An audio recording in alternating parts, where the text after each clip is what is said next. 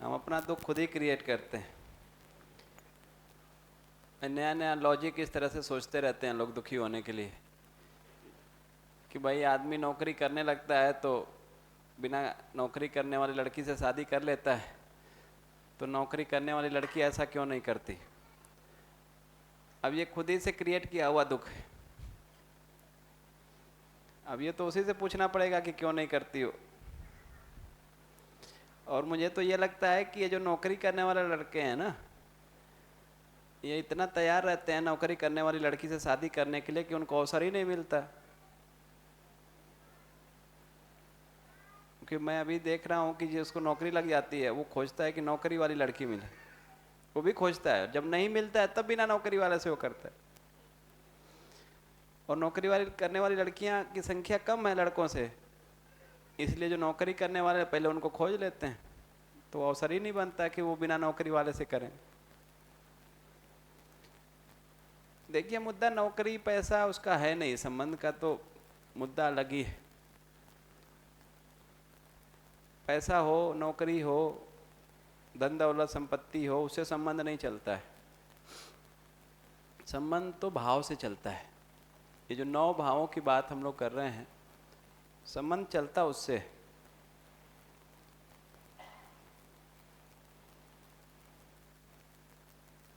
संबंध इससे चलता है। पैसे से संबंध चलना होता तो फिर बड़ा मुश्किल हो जाता, फिर सबका तो नहीं चल पाता। और फिर जिनके पास पैसा उनका तो बहुत अच्छा चलता है, जबकि ऐसा दिखता तो नहीं है। संबंध का सुविधा से कोई लेना देना नहीं है, नौकरी से कोई लेना देना नहीं है, पद प्रतिष्ठा से कोई लेना देना नहीं है।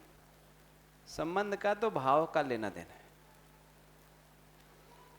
संबंध में भाव है तो संबंध पूर्वक जीना हो गया, नहीं भाव है तो नहीं होगा। तो वो भाव हमारे में है कि नहीं, उसको देखने की जरूरत है। इन भावों के साथ हम जी रहे हैं कि नहीं, उसको देखने की जरूरत है। इन भावों के साथ अगर हम जी रहे हैं, ये भाव मेरे में है तो संबंध पूर्वक जीना हो जाएगा, ये भाव मेरे में नहीं है तो संबंध पूर्वक जीना नहीं होगा। अभी हम तर्कों से संबंध को जीने का प्रयास करते हैं। संबंध तर्क नहीं है और तर्क से नहीं चलता है संबंध। संबंध तर्क से थोड़े ऊपर की बात है, तर्क से नहीं चलेगा। अगर संबंध में आपने तर्क किया तो संबंध चलेगा नहीं। संबंध तो भाव से चलता है। हम अभी ज्यादातर यही होता है कि तर्क करते रहते हैं। वो एक मेरे मित्र हैं, एक दिन उनसे बात हो रही थी, बहुत तार्किक व्यक्ति हैं वो, इंजीनियरिंग कॉलेज में टीचर हैं वो। उनसे बात हो रही थी, बहुत तार्किक ढंग से उन्होंने अपनी बात को रखा।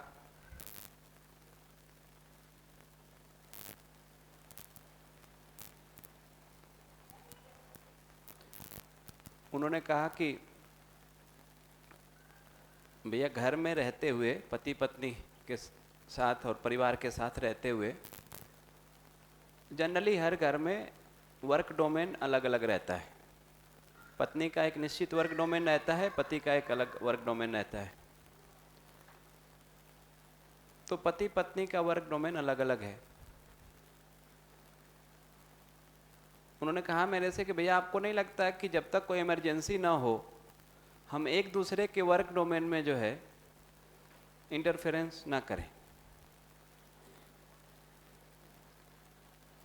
तो हमने कहा कि भाई ठीक है, ये बात तो तर्क संगत लगती है।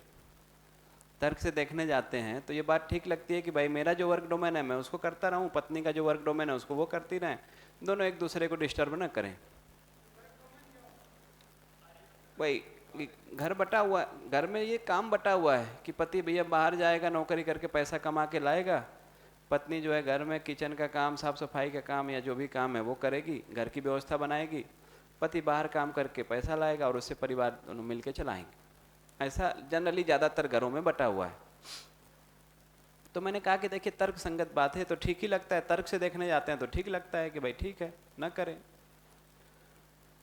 लेकिन आपको नहीं लगता कि पत्नी जब किचन में खाना बना रही हो तो आप जाके बगल में खड़े हो जाएं और केवल खड़े ही हो जाएं, या अधिक से अधिक इतना ही पूछ लें कि भाई क्या हो रहा है, क्या बन रहा है। तो उन्होंने कहा कि इससे क्या फर्क पड़ेगा। इससे फर्क पड़ता है या नहीं पड़ता है? आप तर्क से सोचने जाएंगे ना तो आपको लगेगा कि क्या फर्क पड़ा भाई, वो किचन में खाना बना रही थी, मैं जाके बगल में खड़ा होकर पूछ लिया कि क्या बन रहा है, इससे क्या फर्क पड़ेगा, किया तो कुछ नहीं ना मैंने। तर्क से सोचने जाते लगता है इससे क्या फर्क पड़ता है। लेकिन जिन लोगों ने इसको एक्सपीरियंस किया है वो बता सकते हैं कि फर्क तो पड़ता है, बहुत फर्क पड़ता है। ये जो भाव है ना, इसको आप तर्क से सोचने जाएंगे तो लगेगा कि क्या फालतू की बात है भाई, जब वो खाना बना रही है तो बना रही है, उसमें हमको जाके खड़े होने की क्या जरूरत है। बहुत फर्क पड़ता है इससे। तर्क से ऊपर की चीज है भाव, इसलिए तर्क में वो फिट नहीं बैठती है। तर्क से बड़ी चीज है वो तर्क में फिट नहीं बैठेगी। बहुत फर्क पड़ता है इतने से। आप ना कुछ करिए, पत्नी कर रही है, आप बस पूछ लीजिए कि मैं क्या सहयोग कर सकता हूं, इसके बावजूद भी कि आपको कुछ करना नहीं आता है,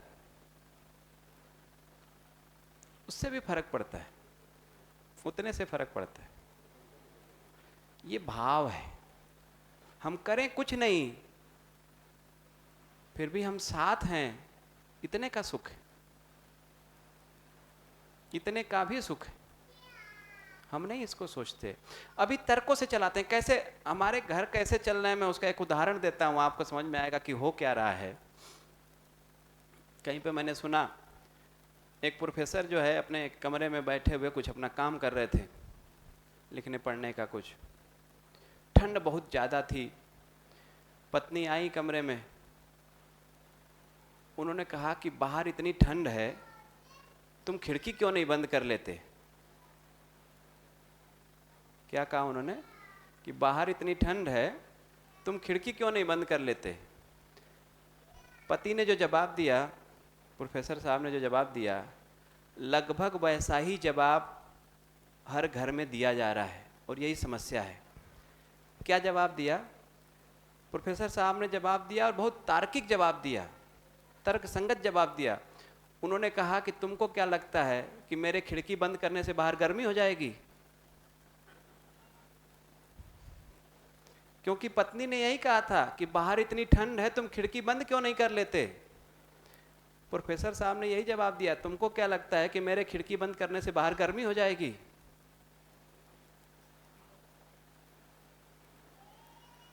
हर घर में ऐसा ही जवाब दिया जा रहा है।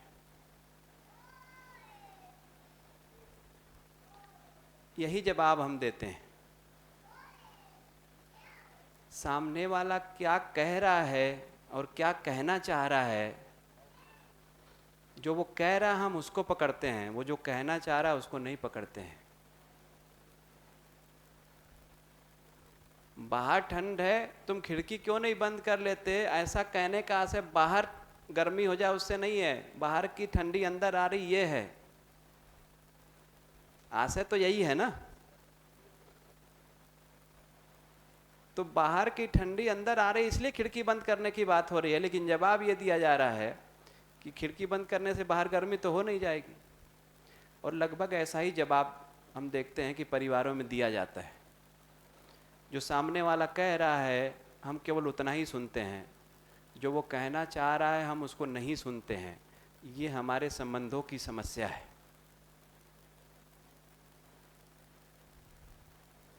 ये हमारे संबंधों की समस्या है। जिस दिन वो जो चाह रहा है उसको सुनना हमने शुरू कर दिया ना, जो वो कहना चाह रहा है उसके लिए भाषा छोटी पड़ती है, उसको नहीं कह पाता है सामने वाला व्यक्ति, कह भी नहीं सकता। भाव को अभिव्यक्त करने जाएंगे शब्द छोटे पड़ जाएंगे, छोटे ही पड़ेंगे, हर बार छोटे पड़ेंगे।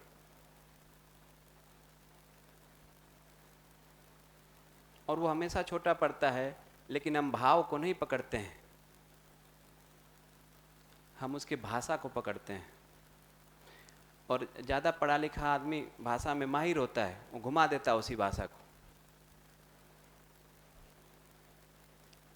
और उसको ऐसा प्रतीत होता है कि उसने पटक दिया और खुश होता है इस बात से। कर क्या रहे हैं भाई, संबंध को खराब कर रहे हैं।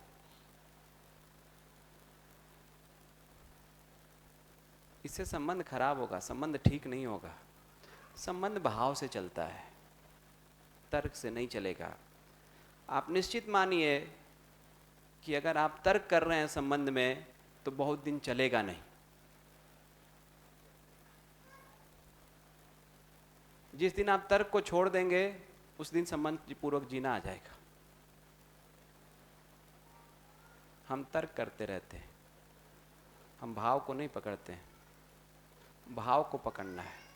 वो सामने वाला व्यक्ति क्या भाषा बोल रहा है वो मुद्दा ही नहीं है, सामने वाला व्यक्ति क्या भाव व्यक्त करना चाह रहा है मुद्दा वो है। हम उसको नहीं पकड़े। अगर ये करते रहे तो संबंध पूर्वक जीना। आज के दिन जो समस्या आ गई है संबंध में, उसका एक मूल कारण मैं ये मानता हूं कि हर आदमी पढ़ लिख लिया है, इसलिए हर आदमी तार्किक हो गया है। और जहां तर्क आया संबंध में, बहुत चलता नहीं है संबंध, नहीं चलता है, नहीं चलेगा। आप कुछ भी कर लीजिए, नहीं चलेगा।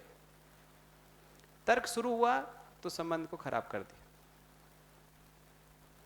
तर्क से संबंध नहीं चलेगा। जिसको संबंध पूर्वक नहीं जीना हो वो तर्क शुरू कर दे, और अगर संबंध पूर्वक जीना है तो तर्क को छोड़ दे, भाव के साथ जीना शुरू करें। इसीलिए इन 9 भावों की बात करें कि इन 9 भाव अगर हमको समझ में आ गए, इन 9 भावों के साथ अगर हम जी पाए तो जीना हो गया, संबंध पूर्वक जीना हो गया। नहीं तो नहीं हो पाएगा, नहीं हो। लेकिन हम तर्क करते रहते हैं, संबंधों को खराब करते रहते हैं और कहते हैं कि भाई इसमें हमने कुछ गलत तो कहा नहीं। फिर इस बात पे लड़ाई होती है। जो उदाहरण मैंने दिया ना, उन्होंने कहा कि खिड़की क्यों नहीं बंद कर लेते, बाहर इतनी ठंड है। उन्होंने जो जवाब दिया कि भाई मेरे खिड़की बंद करने से बाहर गर्मी तो हो नहीं जाएगी। अब अगर इस पे पत्नी गुस्सा करे तो पति ये लॉजिक फिर देता है कि मैंने गलत क्या कहा है। मैंने देखा क्या पागलपन चल रहा है भाई, और ऐसा करते हुए देखा मैंने लोगों को। और अब लड़ाई इस बात पे शुरू हो जाती है कि भाई जो तुमने कहा उसी को तो हमने जवाब दिया, मैंने गलत तो कुछ कहा नहीं।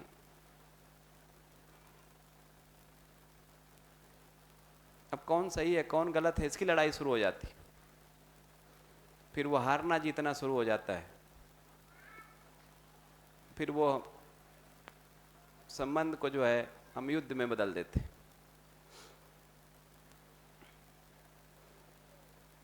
तो या तो हम संबंध में व्यापार शुरू करते हैं या तो संबंध की जगह पे हम युद्ध करने लगते हैं। ये 2 कार्यक्रम है हम लोग का जिस कारण से संबंध खराब हो रहे हैं। ये दोनों ही चलता नहीं है, ये दोनों ही ठीक नहीं। इसको धीरे धीरे अपने में थोड़ा देखना शुरू करिए कि कहीं आप भी ऐसा तो नहीं कर रहे हैं। ये जब बातें मैं कहता हूं तो इसके लिए नहीं कहता हूं कि लोग कर रहे हैं उसको आप जाने। ये बातें तो मैं इसलिए कर रहा हूं कि आपका ध्यान जाए कि कहीं आप भी तो ऐसा नहीं कर रहे।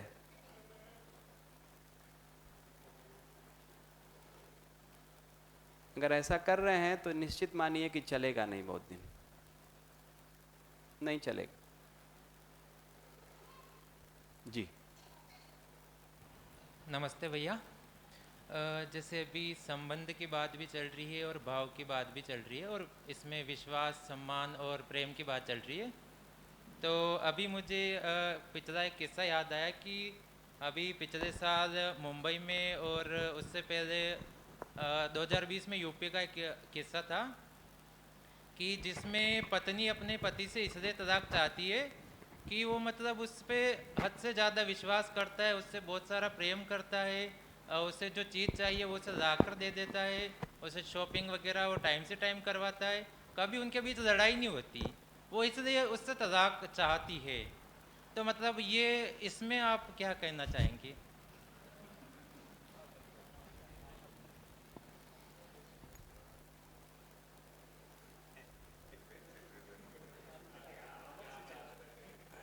कलेश कलेश जरूरी है। देखिए, वो जब संबंधों की बात करते हैं ना, तो आप जनरली सुने होंगे, हमारे यहाँ ऐसा एक कहावत है कि जहाँ 4 बर्तन है आवाज़ तो होगा ही। आपके यहाँ कहा जाता है कि नहीं? तो ऐसा मानते ही हैं कि 4 बर्तन रहेंगे तो आवाज़ होना चाहिए, नहीं आवाज़ हो रहा है इसका मतलब कुछ गड़बड़ है।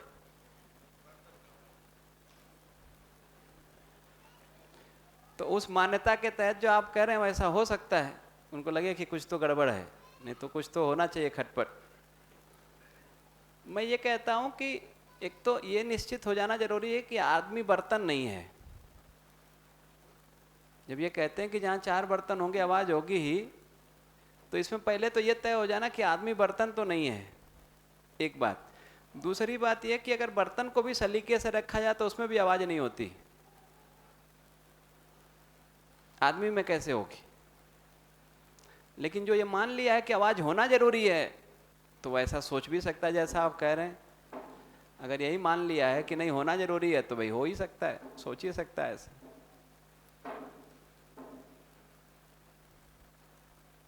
तो मुझे लगता है कि संबंध नहीं समझ में आया ना, तो इस तरह की बहुत सारी चीजें तो रहेंगी, इस तरह की बहुत सारी समस्याएं बनी रहेंगी। संबंध समझ में आएगा, भाव समझ में आएगा, तो फिर संबंध के साथ भाव के साथ जीना हो सकता है, फिर कोई कठिनाई नहीं है। हम संबंध पूर्वक और भाव पूर्वक जी सकते हैं और जी के सुखी हो सकते हैं, और ऐसा जी के हर व्यक्ति सुखी ही होता है। इन भावों के साथ जब आप जीते हैं तो आप सुखी होते ही हैं, या नहीं होते हैं?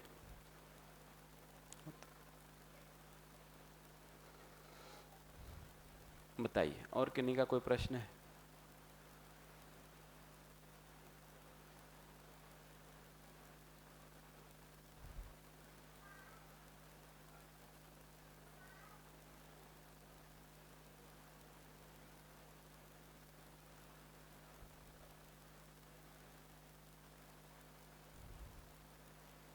हेलो।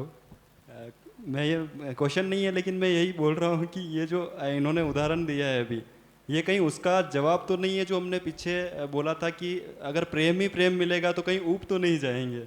इसका जवाब तो नहीं है ये? नहीं नहीं, वो प्रेम है नहीं। फिर अगर उबन हो रही है इसका मतलब है कि वो प्रेम नहीं है। प्रेम में कैसे उबन हो सकती है? संबंध में कैसे उबन हो सकती है? संबंध के जगह अगर अपेक्षा कुछ और है तो हो सकता है। संबंध के जगह पे अपेक्षा कुछ और है तो फिर उबन हो सकता है। संबंध है, संबंध में भाव है, इन भावों से कब हम उबते हैं, हम उसको देख लीजिए ना। ये जो 9 भाव यहाँ पे लिखे हैं, इसमें सर रोज गुलाब जामुन वाला मामला है, रोज रोज गुलाब जामुन मिल रहा है, इसलिए फिर वो हो गया। वही तो, वो गुलाब जामुन तक तो ठीक है वो, लेकिन आदमी से अगर उसको गुलाब जामुन की तुलना करेंगे तो वो चलेगा नहीं।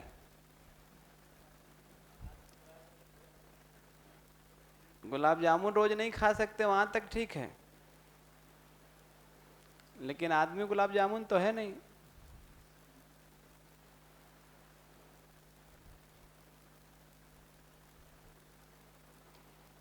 इन भावों के साथ जब आप जीते हैं ना, तो देख लें कि कब आपको लगता है कि आप इसे उब गए। किसी भी भाव को उसमें उबन होती है तो बताएं, उस पर बात हो सकती है।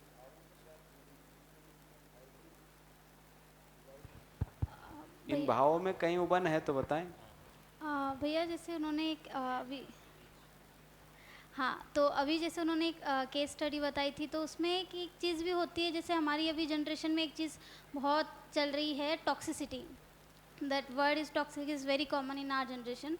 तो उसमें क्या होता है कि अगर सामने वाला व्यक्ति बहुत ज़्यादा अच्छा हो रहा होता है या किसी एक्सट्रीम लेवल पे जा रहा होता है, तो कहीं ना कहीं वो एक होता है कि ओवर ऑब्सेसनेस, कि ये बहुत ज़्यादा इंसान मेरे साथ ऑब्सेस्ड हो रहा है, और एक वो पर्सनल स्पेस का एक होता है। तो शायद वो एक रीज़न भी हो सकता है कि वो औरत को ऐसा चाहिए कि ये बहुत ज़्यादा ही चीज़ें सही कर रहा है, और वो कोई भी चीज़ ऐसे जाती है तो वो उसको एक वर्ड दे दिया जाता है कि he is very toxic and she is very toxic. So this kind of words are very common. तो maybe that would be a reason.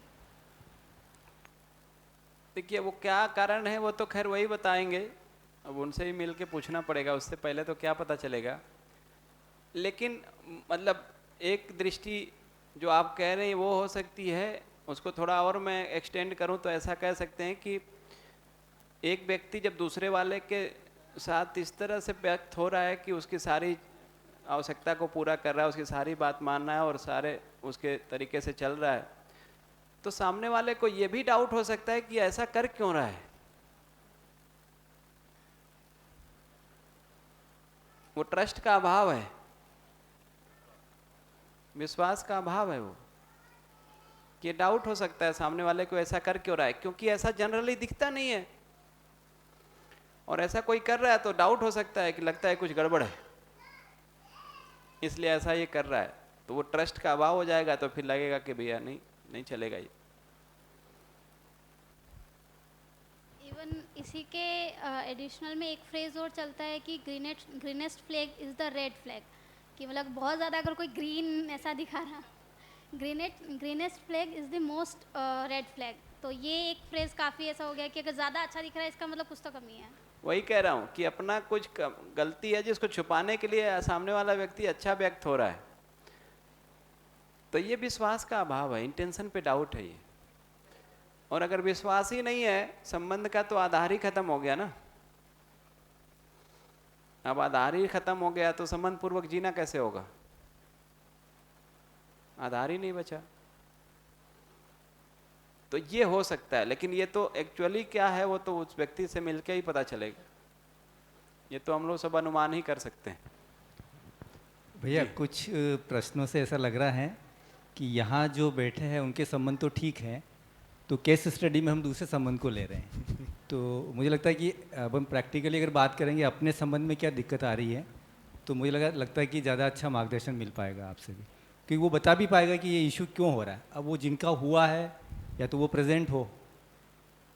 वही देखिए, आप जीने में कहीं प्रयोग कर रहे हैं और उस प्रयोग करते हुए कहीं पे आप अटक गए हैं, कहीं फंस गए हैं, या कहीं पे आपको आगे का रास्ता नहीं दिख रहा है, उससे जुड़ा हुआ जब आप प्रश्न पूछते हैं ना, तो ज़्यादा ठीक से उस पर बात हो पाती है और ज़्यादा वो सटीक समझ बनती है उससे। अदरवाइज जब जनरलाइज कर देते हैं चीज़ों को तो लगता है कि मेरे लिए कोई बात ही नहीं हो रही है, तो हम उसी तरह से छोड़ भी देते हैं उसको।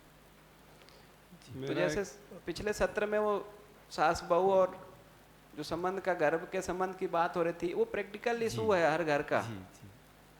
हाँ, उस पर काफ़ी बात हो सकती है, उस पर भी कई प्रश्न आ सकते हैं। लोगों ने नहीं पूछा इसलिए एक पॉइंट पे मैंने उसको क्लोज कर दिया।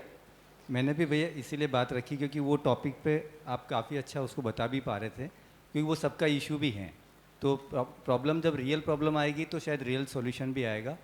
और क्योंकि मैं ये बात इसलिए भी रख रहा हूँ कि जो फैमिली संबंध के बात पर मैंने आपका सेशन अटेंड किया था और उसमें एक बहुत डेप्थ आई थी, क्योंकि लोग अपनी बात रख रहे थे, अब जिनके संबंध में जो इश्यूज़ है वो रख रहे थे। तो मुझे लगता है उसी से ज़्यादा डेप्थ भी आएगी, वो ज़्यादा काम का भी होगा सभी के लिए। भाई वो रियल इशूज जो है ना अपने जीने के, उस पे चर्चा होगी तो एक ठीक चर्चा हो पाएगी। मैं पहले दिन भी इस बात को आपसे कहा था कि ये वर्कशॉप कैसी चलेगी, ये मेरे ऊपर कम डिपेंड है, आपके ऊपर ज़्यादा डिपेंडेंट। आप अगर उस तरह के इशूज़ पे बात करना चाहते हैं, उस तरह के प्रश्न उठाते हैं, तो फिर उस पर बात होगी और वो बात फिर गहराई में जाएगी और चीज़ें पकड़ में आएंगी। नहीं तो मैं तो एक जनरल बात ही रखूँगा, जितना मुझे ध्यान आ जाएगा उतना और जोड़ दूंगा उसमें। लेकिन कुछ ऐसा है जो मैं कह सकता हूँ और मुझे ध्यान नहीं आया तो वो रह जाएगा। जब आप प्रश्न पूछते हैं तो उससे ध्यान आता है। अभी ब्रेक में दीदी के साथ बात हो रही थी तो कई सारे इस तरह के इशूज़ पे मुझे ध्यान आया कि ये बात भी करनी तो, लेकिन किसी का प्रश्न ही नहीं बनाया तो बात क्यों करें। वो एकदम बहुत जेन्युइन क्वेश्चन थे। घर में एकदम जब हम जीने जाते हैं परिवार में, क्या इशूज़ हैं ना, वो छोटी छोटी चीज़ें हैं जिनको बहुत थोड़ा सा ध्यान देने से मुझे लगता है कि बहुत सारी चीज़ें ठीक हो सकती हैं, लेकिन हम नहीं देते हैं ध्यान और उस पर ध्यान गया नहीं है। उस पर अगर कोई प्रश्न पूछता है तो बात हो पाती है। मेरा एक जी भैया प्रश्न है, मेरी ज़िंदगी से जुड़ा हुआ है। तो 2010 में मेरी शादी हुई, तो सेम आपके जैसे ही मेरे माँ बाप ने तय कर लिए, वो दोनों ने शादी कर ली। तो उसके बाद से हमने ये सोचा कि जो जीवन शुरू हुआ है उसको सही तरीके से चलाते हैं आगे। तो उसमें हमने दोनों ने प्रयास किया। उसमें बाधा मानो या कुछ ये मान लो भी फैमिली में, सो मेरे मदर उनको लाइक नहीं करते थे या पता नहीं उनको क्या इश्यूज थे, समझ नहीं आया आज दिन तक। पर यूँ कह लो कि उनके बनती नहीं थी। उन्होंने इलेक्शन लड़ा और जीत गए और किसी पोस्ट पे चले गए। तो उनके हस्बैंड टीचर थे तो वो उसमें पार्टिसिपेट नहीं कर सकते थे, कहीं उनके साथ जाना आना वो चीज़ें। तो मेरी मजबूरी ये बनी कि मुझे उनके साथ रहना पड़ा। तो ये इशू शुरू शुरू में थोड़ा कम बना, लेकिन धीरे धीरे धीरे मेरी पत्नी ने वो इशू बनाने शुरू कर दिए। अब मैं दोनों के बीच में तालमेल बिठाने की कोशिश करता था, जब समय मिलता उनको भी समय देता, और इधर जब दिक्कत होती सिस्टर के साथ जाना होता तो वो भी करता। लेकिन पता नहीं ये उसको, मैं उस चीज़ को समझ तो रहा था लेकिन उसमें समाधान नहीं निकाल पा रहा था। तो धीरे धीरे मेरी पत्नी ने उसको बड़ा इशू बनाया। तो मुझे फिर बाद में जाके फोर्स करने लगे, भी आप नहीं जाओगे। मैंने कहा चलो ठीक है नहीं जाऊंगा, लेकिन कहीं बहुत ज़्यादा इम्पोर्टेंस होगी कि जाना ही है तो फिर जाना पड़ेगा। कई बार ऐसी परिस्थितियां बन जाती थी। तो अब मेरा क्वेश्चन ये है कि अब जब पहले हम दोनों में बहुत अच्छा चल रहा था, तब भी दिक्कत ये आ रही थी कि मदर थोड़ा वो उनको इशू बना रहे थे। उसको हमने सोल्व करने की कोशिश की, फिर बाद में वो तो सोल्व हुआ नहीं, चलता रहा वो तो कंटिन्यू, और आगे जाके ये दिक्कत भी आई। तो मेरा क्वेश्चन लगभग यहाँ बैठे हैं उनमें से काफ़ी लोगों का होगा कि दोनों में अच्छी अंडरस्टैंडिंग है, अच्छा चल रहा है, लेकिन कहीं न कहीं फिर वही फैमिली मेम्बर के साथ में कुछ न कुछ ट्यूनिंग नहीं बैठ रही है। तो उस वजह से भी दोनों के रिश्ते में भी थोड़ा ये आता है। अब मेरी समस्या ये थी कि मैं सिस्टर को छोड़ूं या पत्नी को, या किसके साथ ज़्यादा अच्छे से तालमेल बिठाऊं, या मदर के साथ या वाइफ के साथ। दोनों जगह बीच का रास्ता क्या रहता है, अभी उस से मैं मतलब उस समस्या से नहीं उबर पाया हूँ, ये चीज़ है।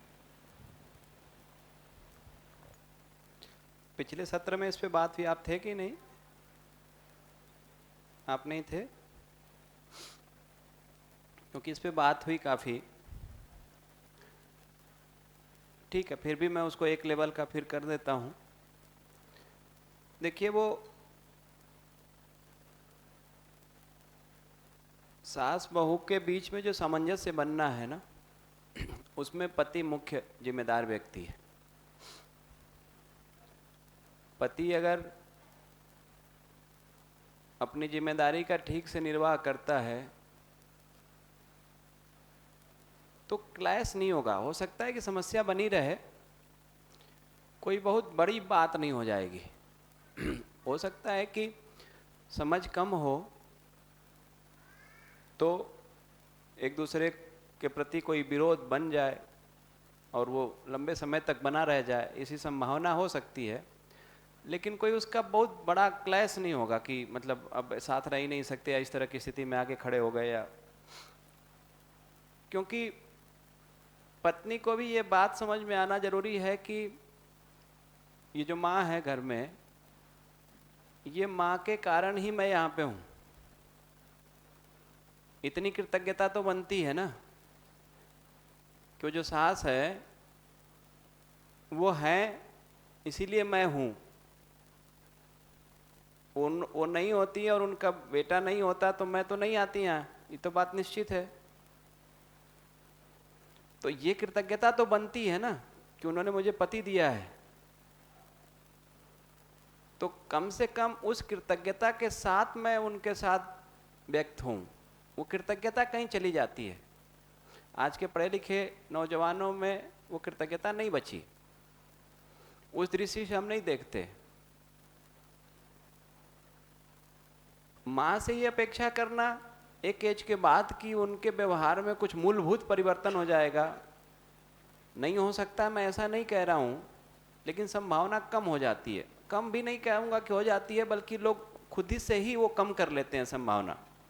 एक पॉइंट के बाद लोग समझने वाले काम को रोक लेते हैं, नहीं करते हैं उसको, या ऐसा मान लेते हैं कि अब जो होना था हो गया, अब बीत जाएगा।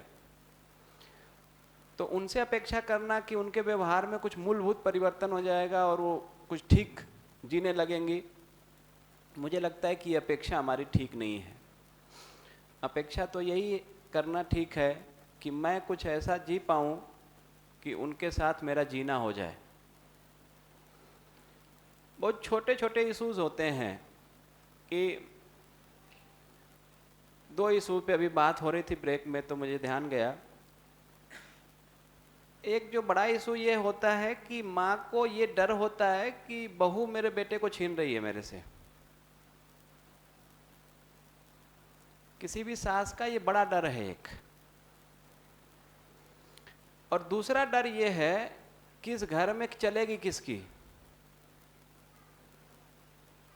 मेरी नहीं चल रही है, ये दूसरा बड़ा डर है। ये जो 2 डर है, माँ उस डर से डरी हुई, भयभीत है।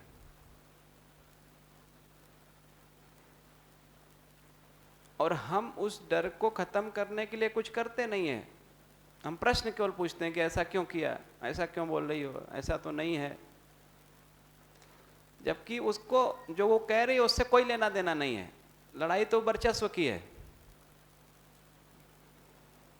कि मेरा घर है, किसका चलेगा, मेरा चलेगा। और मेरा बेटा है, मेरे बेटे को कोई छीन न ले मेरे से। और इन दोनों में मैं देखता हूं कि पति का बहुत महत्वपूर्ण रोल है, बेटे का बहुत महत्वपूर्ण रोल है।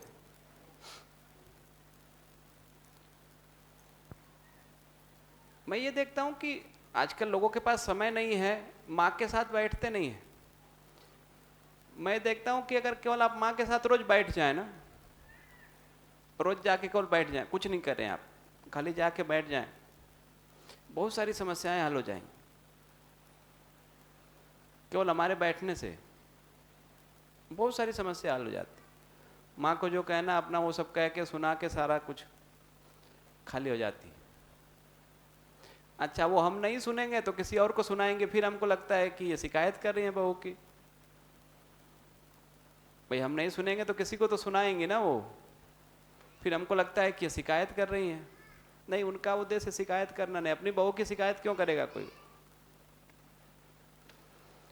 लेकिन अगर बहू के प्रति कुछ उनके मन में चल गया है तो कहेंगी, किसी से तो कहेंगी। बेटा सुन ले तो ठीक है, नहीं बेटा सुनेगा तो फिर पड़ोसी सुनेगा, कोई तो सुनेगा ना। तो हम माँ के पास नहीं बैठते। माँ के पास आप जाके बैठ जाइए, देखिए बहुत सारा कुछ वो सुना देती हैं, फिर आराम में आ जाती है। और उनको लगता है कि मेरा बेटा हाथ से निकल नहीं रहा है, मेरे पास ही है, आता है मेरे पास, बैठता है, मेरी सुनता है। तो एक तो वो वाला भय खत्म होगा। दूसरा ये जो भय है कि घर चलाएगा कौन ना, मुखिया कौन है घर का। तो मैं कहता हूं कि भाई बहू की ये जिम्मेदारी है कि जो कुछ भी करना है वो माँ से पूछ ले। आजकल पढ़े लिखे लोगों को लगता है कि क्यों पूछें, हमको पता है क्या करना है। भैया पूछ के कर लेंगे तो दिक्कत क्या है?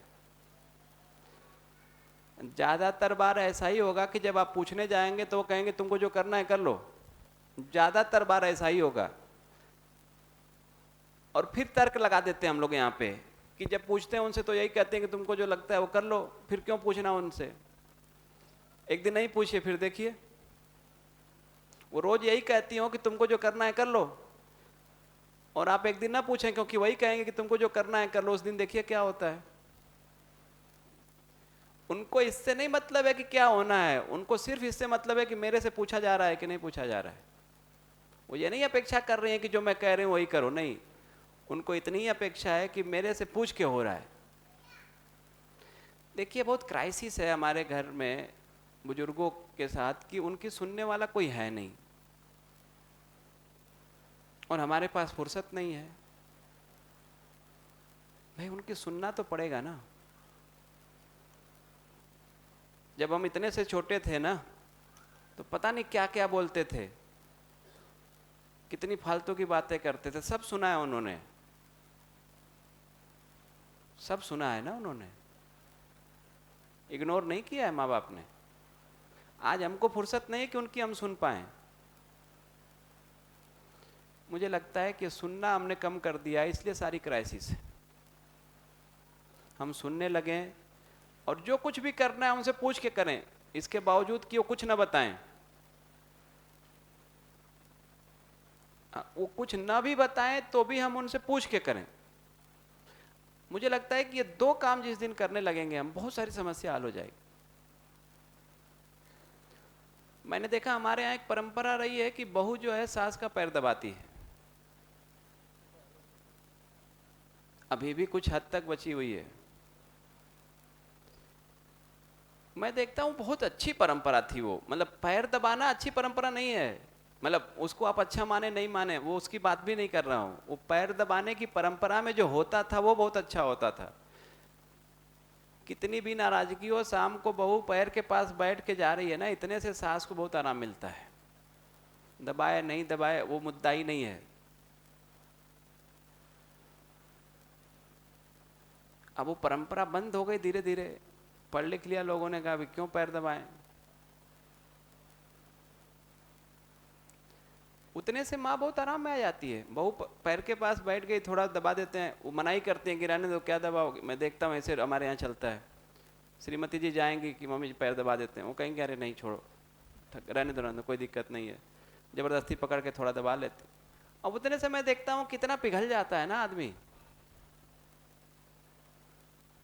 मैं आपने पैर दबाया, उसे पैर का दर्द उनका खत्म हुआ कि नहीं हुआ मुझे वो पता नहीं है, लेकिन उनका जो दर्द था वो खत्म हो गया।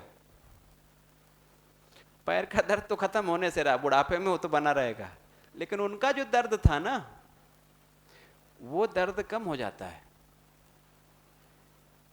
लेकिन आज हम लोगों को फुर्सत ही नहीं है, उनकी सुनते नहीं। हमको लगता है कि ये बकबक करते रहते हैं। वो भाव के साथ सोचेंगे ना तो फिर उनकी बात बकबक नहीं लगेगी, हमको बेकार नहीं लगेगी, क्योंकि हमारे उन्होंने बहुत सुना है, हम उनकी नहीं सुनते।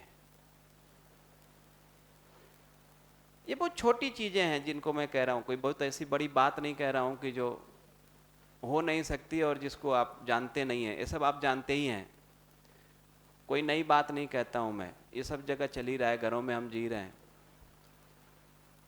लेकिन इसको हम ध्यान नहीं रखते हैं तो संबंध खराब हो जाता है। उसको हम ध्यान रख पाएंगे तो मुझे लगता है कि संबंध पूर्वक भाव पूर्वक जीना हो पाएगा, नहीं तो वो खटपट बनी रहेगी। और उस खटपट को हम इसी तरह से, मुझे तो कोई दूसरा उपाय नहीं लगता है, मुझे तो यही उपाय सुटेबल लगता है कि संवाद हो पाए। जो बड़ा है उसके सानिध्य में जब हम जी रहे हैं तो उससे पूछ के जी लें, क्या दिक्कत है। उसी से पूछ के खाना बना लें, क्या फर्क पड़ जाता है। रोज खाना बन ही रहा है, सास से पूछ लिया कि भाई क्या बनेगा, वो कहेंगे तुमको जो मन है बना लो। बना लो भैया, आप तो पहले से फिक्स किया ही हो कि क्या बनाना हो, लेकिन पूछ तो लो कम से कम। ये छोटी छोटी चीजें जिसको हम ध्यान नहीं रखते। मैं ऐसा भी नहीं कहूंगा, समस्या जो है वो समस्या ये है कि तर्क आ गया ना, उस तर्क से लगता है कि यार ये बताती तो है नहीं तो क्यों पूछना, ये तर्क है, यही गड़बड़ करता है, ये तर्क है। भाव से देखने जाएंगे तो ये दिखेगा कि भाई इनकी अपेक्षा तो कम से कम है कि मेरे से पूछा जाए, तो पूछ लिया जाए। तर्क लगाने की जरूरत नहीं है उसमें कि क्यों पूछें, छोड़ दीजिए तर्क को। उन भावों को देख लीजिए, उन भावों के साथ जो है उनसे पूछना है तो भाई पूछना है तो पूछ लिया जाए। अरे भैया पूछ लिया जाए, और पूछ के जो है उनके सानिध्य में हम परिवार को चला पाए। मुझे लगता है छोटी छोटी चीजें हैं जिनको ध्यान दिया जाएगा ना तो जो इस तरह की समस्याएं हैं उनको हम कम कर सकते हैं। मैं ये नहीं कह रहा हूं कि खत्म ही हो जाएगी, खत्म भी हो सकती है, वो डिपेंड करेगा दोनों की अपनी स्थिति पे, लेकिन कम तो हम कर ही सकते हैं, बहुत मिनिमाइज कर सकते हैं। बाकी तो आदमी का अपना संस्कार है, हर व्यक्ति का अपना संस्कार है, अपनी यात्रा है, वो चलेगा तो अपने संस्कार के साथ ही, लेकिन मिनिमाइज हो सकता है। जी भैया जी, जो इसी कनेक्शन में है आपका, क्योंकि भैया को रोका था मैं। हाँ, पैर दबाने वाला ही। हाँ बता दीजिए, आते हैं आपको भी। जो पैर दबाते हैं, आपने बताया कि विश्वास होता है, सम्मान होता है, उसका तो कह नहीं सकते, लेकिन कुछ ना कुछ तो होता है। तो एक की बुक है जो माओ प्रकाश निघंटू, उसमें बताया गया कि जो कुछ एज के अनुसार क्या है, डाइजेस्टिव सिस्टम कमज़ोर हो जाता है, और ये नेचुरोपैथी में भी करवाते हैं। तो हमारी जो पिंडलियाँ होती है, तो यहाँ कुछ डाइजेस्टिव सिस्टम के मतलब पॉइंट होते हैं, तो पैर दबाते हैं तो वो पॉइंट दब जाते हैं, और जो एज्ड में जिसका डाइजेस्टिव सिस्टम कमज़ोर है वो ठीक हो जाता है। तो पेट साफ होता ही है, कब्ज गैस एसिडिटी जो सिर दर्द वगैरह वो तो ठीक होते होते हैं। उसके साथ साथ क्या होता है कि जब हम पैर दबाते हैं तो कुछ इसमें नेचुरोपैथी में बताते हैं, कुछ पॉइंट ऐसे होते हैं जो घुटने दर्द वगैरह वो भी ठीक होते हैं केवल पिंडलियाँ दबाने से। कई जगह तो आपने देखा भी होगा कि केवल पिंडलियों को बेलन से ऐसे घुमा रहे हैं, उसको उल्टा लिटा के बेलन से पिंडलियों पे इस प्रकार इलाज करते हैं, तो ये भी होता है।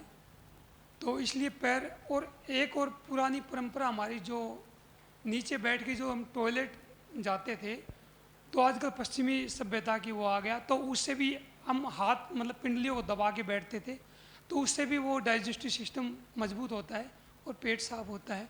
तो ये पैर दबाने वाली ये परंपरा भी बताया है। ठीक बात।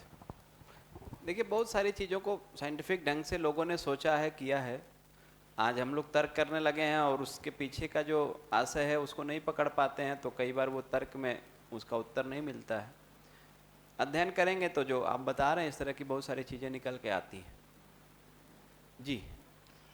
पति पत्नी संबंधों और तलाक के बारे में बड़ी लंबी चर्चा हो गई, और ऐसा बर्निंग इशू है जिसका हर व्यक्ति से संबंध है, या हर परिवार से, या अपने आस पड़ोस से ऐसी समस्या वो देख रहा है व्यक्ति, और इसीलिए तरह तरह की बातें यहाँ प्रस्तुत की गई। अगर इसके मूल पर जाएं अपन कि समस्या क्यों पैदा हो रही है, और अब आप कहेंगे कि साहब मूल बात आप कह रहे हो और मैं कुल 2 बिंदुओं में कह रहा हूँ उसको, और 2 बिंदु हैं वो क्या ठीक नहीं किए जा सक रहे हैं क्या, तो उसका साथ वापस मैं बोल रहा हूँ कि वो दोनों बिंदु इतने कठिन हैं कि उन पर एडजस्टमेंट, समायोजन या व्यवस्था बड़ी मुश्किल होती है। पर जिन्होंने कर लिया तो उनके यहाँ समस्या 100% समाप्त हुई है। पहली समस्या है ईगो की समस्या। परिवार के जो विभिन्न पक्ष हैं, पति पत्नी, सास माता पिता या और परिवारजन, सब अपना ईगो बहुत हाई लेवल पर पालते हैं और दूसरे से अपेक्षा करते हैं कि वो हमारे ईगो को सेटिस्फाई करे। पर व्यवहार में यह होता है कि ईगो सेटिस्फेक्शन नहीं होता और इसी वजह से संबंधों में टकराव आता है।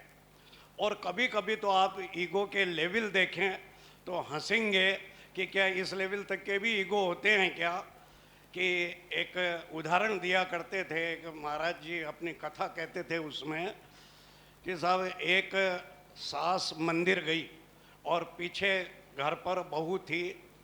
एक मांगने वाला भिखारी आया, उसने मांगी कि भाई माई रोटी दे दे, भूखा हूँ। बहू ने आई बाहर और कर दिया कि भाई रोटी नहीं बनी है, जाओ। ठीक है, मीनवाइल वो कह रही है जाओ और इतने में सास मंदिर से आ गई और उसको पूछा भिखारी को कि भाई क्या बात हुई, तो साहब बहू ऐसा कह रही, चल वापस चल, घर चल। और घर गया, उसको बड़ा प्रसन्न हुआ कि भाई मेरी बात सुन ली गई, अब रोटी मिल जाएगी मुझे। घर पहुंचते ही फाटक के अंदर होकर और सास उसे कहती है कि जा रोटी नहीं है और जाओ। उसने कहा कि माँ जी ये तो पहले ही कह दिया।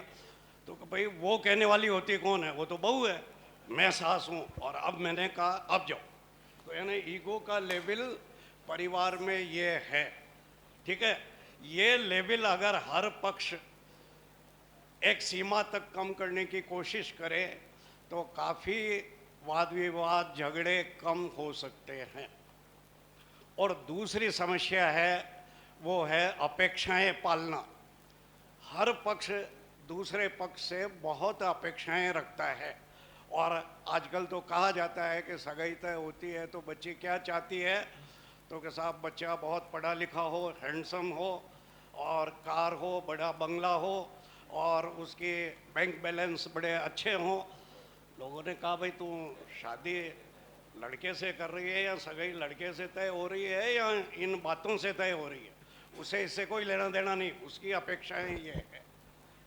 सास की अपेक्षा ये है कि साहब बहू आवे और ऐसे ही आवे, घर का सब कामकाज करे, बिल्कुल मेरे कहने के अनुसार रहे और घर बड़ा व्यवस्थित रखे और वो करे 10 अपेक्षाएं उसकी। पति की 10 अपेक्षाएं, वो अलग मैं नहीं बोलूँगा उनको एक एक को, पर उसकी अलग। और ये सब अपेक्षाएं रखना और उन अपेक्षाओं पर एक दूसरे पक्ष का खरा नहीं उतरना समस्या का मूल कारण बन जाता है, और उसी से फिर महाभारत प्रारंभ हो जाता है। तो जीवन में अपेक्षाएं समाप्त करना भी संभव नहीं है। कहना बहुत सरल है कि अपेक्षाएं न रखें, और जबकि जीवन का मूल तथ्य ही यह है, गीता में कहा गया है कि भाई आप जितनी अपनी अपेक्षाएं, चाहना, इच्छाएं कम कर देंगे उतने ही आप बहुत आनंदपूर्वक जी सकेंगे। और यही मैं कह रहा हूँ कि भाई परिवार में भी जीने के तरीके के लिए आपको अगर हारमोनी बनानी है तो कोई भी कारण आप अपनी अपनी जो भी समस्याएं जिन्होंने रखी उनके मूल में जाएं। वो मूलतः वापस समस्या आएगी यहीं कि यहाँ तो ईगो की समस्या थी और यह अपेक्षा की समस्या थी, और उसी वजह से ये महायुद्ध चलता रहा। ठीक है, तो इसके अलावा अगर कोई बात आपके जो घटनाक्रम बन रहा है आपके आसपास या आपके घर में या आपके साथ, अगर वो बात है तो उसे और रखें ताकि उससे दूसरे लोग लाभान्वित होंगे। और अगर समस्या इन दोनों बिंदुओं पर ही है तो उन दोनों को रोकने की कोशिश करें, ज़्यादा ठीक रहेगा और अपन आगे बढ़ पाएंगे। धन्यवाद। जी, ठीक बात है। 2 बातें इसमें आपने कही। एक तो ज़्यादातर जो समस्या है ना, उसका मूल में जाएंगे तो अहंकार है। लेकिन ये हम बता भी दें अगर आपको, और आप जान भी लें, और मुझे लगता है कि आप जानते ही हैं, मुझे बताने की ज़रूरत नहीं है, इससे समस्या का समाधान नहीं निकलता है। ये पता ही है सबको कि अहंकार मूल कारण है सारी समस्याओं का। उस अहंकार को हम कम कैसे करें, मुद्दा तो वो है। वो अहंकार कम कैसे हो, और मेरा अहंकार तो मैं कम कर सकता हूँ, दूसरे के अहंकार के साथ मैं कैसे जीऊँगा, क्योंकि उसको कम करना होगा तो वो करेगा। तो मैं अपने अहंकार को तो कम कर लूँ, फिर भी लॉजिकल लगता है, लेकिन दूसरे का अहंकार तो है, अब क्या करेंगे। उसके साथ जब हम जीने जाएंगे तो कैसे जीने जाएंगे, अभी उसी बात पे हम लोग बात कर रहे थे। क्योंकि ये जो बात है कि सास जो कर रही है वो उसका अहंकार ही है, ठीक है, लेकिन अब हम ये अपेक्षा करें कि उसका अहंकार कम हो जाएगा, मुझे लगता है कि वो बहुत अपेक्षा ठीक नहीं है। उसके उस अहंकार के साथ मैं ऐसा कैसे जीऊँ कि संबंध पूर्वक जीना हो जाए, यही सोचना बनता है। मतलब पर्सनली मैं तो ऐसी तरह से सोचता हूँ। मैं ये अपेक्षा नहीं करता कि माँ अपना अहंकार कम कर ले, मैं ये अपेक्षा तो नहीं कर सकता। कर लेगी तो अच्छा बात है, लेकिन मैं तो यही सोचता हूँ कि माँ के उस अहंकार के साथ भी मैं कैसे जीऊँ कि वो जीना संबंध पूर्वक हो जाए। इसीलिए इतना डिटेल में हम लोगों ने उस पर चर्चा किया।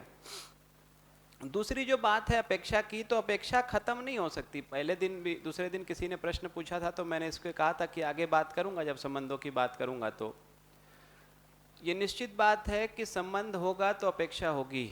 कम से कम ये 9 अपेक्षाएं तो हैं। अपेक्षा का होना समस्या नहीं है, सही अपेक्षा का ना होना समस्या है। हमको ये समझ में तो आए कि सही अपेक्षा है क्या।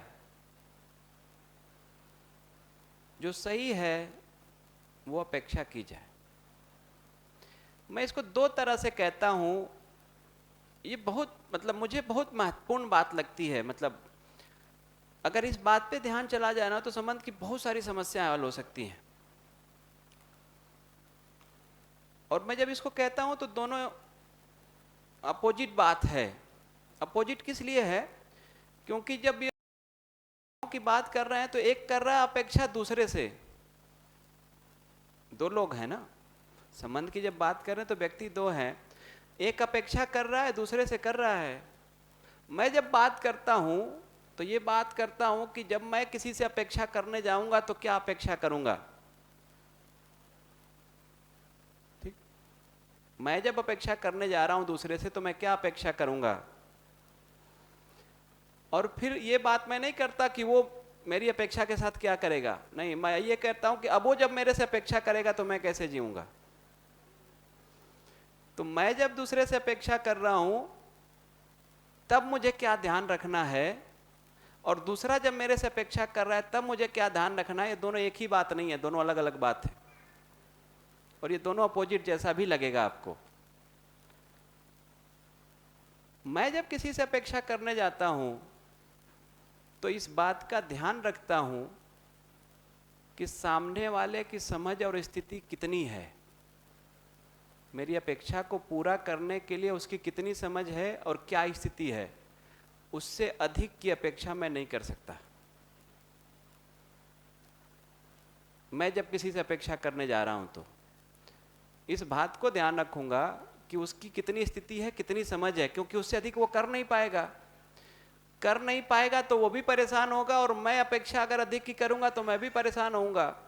इसलिए जब मैं दूसरे से अपेक्षा करने जाता हूं तो उसकी समझ, उसकी स्थिति दोनों पे ध्यान रख के मैं अपेक्षा करता हूं। उतना ही अपेक्षा करता हूं जितने को वो पूरा करने की स्थिति में है, जितना को पूरा करने की उसमें समझ है। पहली बात तो ये ध्यान रखता हूं। दूसरी बात ये ध्यान रखता हूं कि ये जो मैं अपेक्षा कर रहा हूं उसको मैं उसको कम्युनिकेट कर पाऊं, उसको बता पाऊं कि मैंने आपसे क्या अपेक्षा कर रहा हूं। कई बार ऐसा होता है कि हम अपेक्षा कर रहे हैं, बता नहीं रहे हैं, सामने वाले को पता नहीं है और हम परेशान हो रहे हैं कि मेरी अपेक्षा पूरी नहीं कर रहा है। तो मैं जब अपेक्षा करता हूं तो एक तो उसकी स्थिति योग्यता को ध्यान में रख के करता हूं, दूसरा फिर उसको बता पाता हूं कि मेरी आपसे ये अपेक्षा है। और तीसरी बात ये कि जब मैं दूसरे से अपेक्षा करता हूं तो इस ओपननेस के साथ ही करता हूं कि उसका मन होगा तो करेगा, नहीं मन होगा तो नहीं करेगा। मन होगा तो पूरा कर सकता है, नहीं मन होगा तो नहीं करेगा। उसके लिए मैं अपने आप में ओपन रहता हूं। मैं अपेक्षा कर तो रहा हूं लेकिन ये ओपननेस के साथ कर रहा हूं कि अगर वो स्वीकार लेगा और पूरा कर देगा तो ठीक है, नहीं भी करेगा तो कोई बात नहीं है। ये जब मैं उससे अपेक्षा कर रहा हूं तब ये बात मैं ध्यान में रखता हूं। लेकिन जब वो मेरे से अपेक्षा कर रहा है तब मुझे क्या ध्यान में रखना है। जब दूसरा व्यक्ति मेरे से अपेक्षा कर रहा है तो ध्यान में मुझे क्या रखना है। अब बात बदल जाएगी। अब मैं उससे ये नहीं अपेक्षा कर सकता कि वो मेरे से उतनी ही अपेक्षा करे जितना मेरी समझ योग्यता है। अब वो जो चाहे वो अपेक्षा कर सकता है मेरे से। मेरी स्थिति को देख के वो मेरे से अपेक्षा करे, ये नहीं होता है। उसकी जितनी समझ होगी वो अपेक्षा उतना करेगा। मेरी स्थिति और मेरे समझ को देख के वो मेरे से अपेक्षा नहीं करेगा। वो कुछ भी अपेक्षा मेरे से कर सकता है, और वो जो भी अपेक्षा कर रहा है मैं उसको नाजायज नहीं मानता, उसको जायज ही मानता हूं, भले ही मैं उसको पूरा करने की स्थिति में न हूं। अगर उसकी अपेक्षा है तो मैं पूरा कर सकता हूं तो करता हूं, नहीं पूरा कर सकता हूं तो मैं उसको बता पाता हूं कि नहीं कर पाऊंगा या नहीं कर सकता या स्थिति नहीं है। लेकिन ये नहीं कर सकता कि तुम्हारी अपेक्षा बेकार है। दूसरी बात कि दूसरा व्यक्ति जो अपेक्षा कर रहा है वो अपनी अपेक्षा मेरे को बताए। मैं तो उसको बता रहा हूं जो अपेक्षा कर रहा हूं, लेकिन वो मेरे से अपेक्षा बताए, इसकी ज़रूरत न पड़े। संबंध में हमारी आश्वस्ति इस लेवल की हो कि वो अपेक्षा करे और मुझे पता चल जाए कि उसकी क्या अपेक्षा है।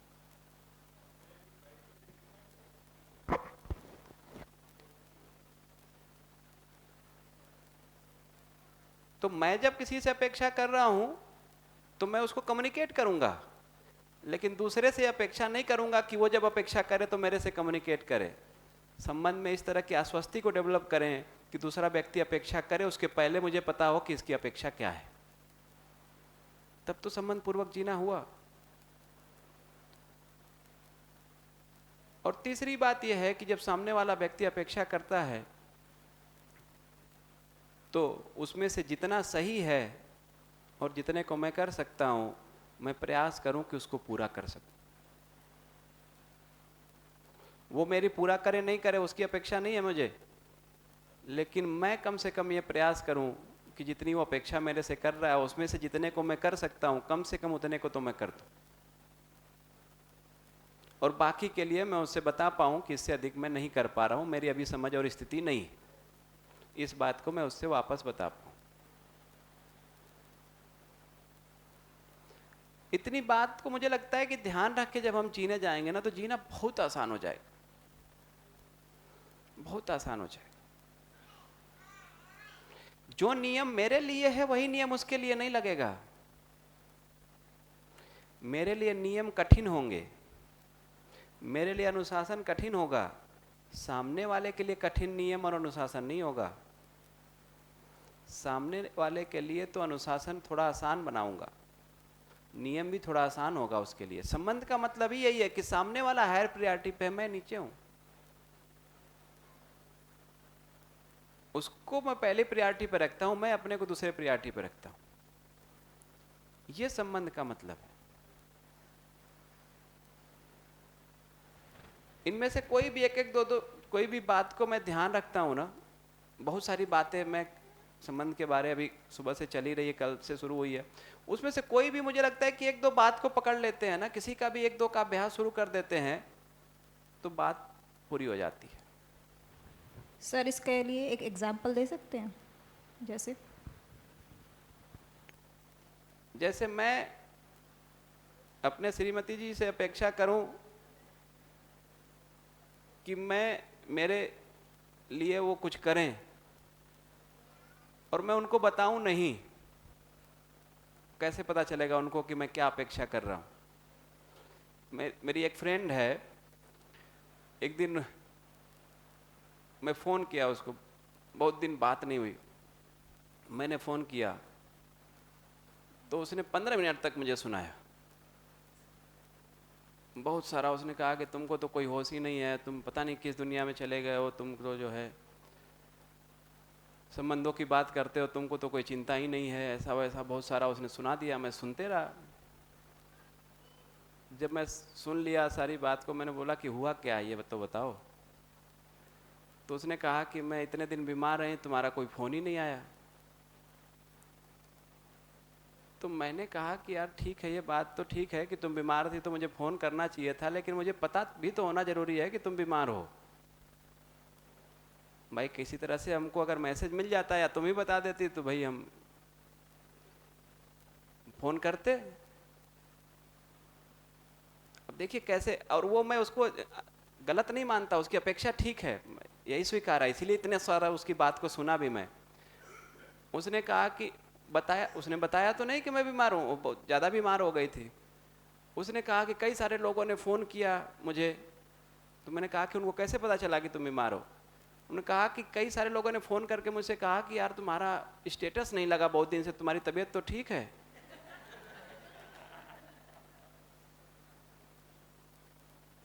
तो मुझे लगा कि भाई वो आदमी बताया तो है मुझे, क्योंकि जो व्यक्ति रोज स्टेटस लगाता हो, अगर 1-1.5 महीने तक नहीं लगाया तो मेरी गलती है कि मैं उसे फ़ोन करके नहीं पूछा कि भाई कोई बात हो गई है क्या। तो बताया तो है उसने, उसकी अपेक्षा जायज़ है कि मुझे फ़ोन करना था, मैंने नहीं किया, ये मेरी गलती है। लेकिन मैं उससे ये अपेक्षा नहीं कर सकता हूँ कि तुम मुझे फ़ोन करके पूछो कि तुम ठीक हो कि नहीं हो। वो मेरे से अपेक्षा कर रही है, उसको मैं गलत नहीं मान रहा हूँ, वो ठीक है उसकी अपेक्षा, लेकिन मैं जब अपेक्षा करने जाऊंगा तो मैं इसका ध्यान रखूंगा कि भाई सामने वाले को अगर मैं बताऊंगा नहीं कि मैं क्या अपेक्षा कर रहा हूं तो सामने वाला कैसे पूरा करेगा, कैसे पूरा करेगा। तो मैं जब अपने तरफ से जाता हूं तो सामने वाले को कम्युनिकेट करता हूं, लेकिन दूसरे की अपेक्षा को मैं खुद से समझ पाऊं, संबंध में इस तरह की आश्वस्ति को डेवलप करने की जरूरत है। खास करके जो क्लोज रिलेशन है ना, हमारे भाई बहन, पति पत्नी, माता पिता, कम से कम इन संबंधों में इस तरह की आश्वस्ति हो कि सामने वाला कहे उससे पहले आपको पता है कि क्या कहेगा, ये क्या अपेक्षा है सामने वालों की। और ये होता है, ये कोई मैं बहुत ऐसी बात नहीं कर रहा हूं जो प्रैक्टिकल नहीं हो, ये होने लगता है एक पॉइंट पे। आपको पता चलता है कि सामने वाला क्या अपेक्षा कर रहा है आपसे, आप पहले जान पाते हैं। वो आश्वस्ति होती है तो आपको पता चलता है। तो वो आश्वस्ति को डेवलप करने की जरूरत है।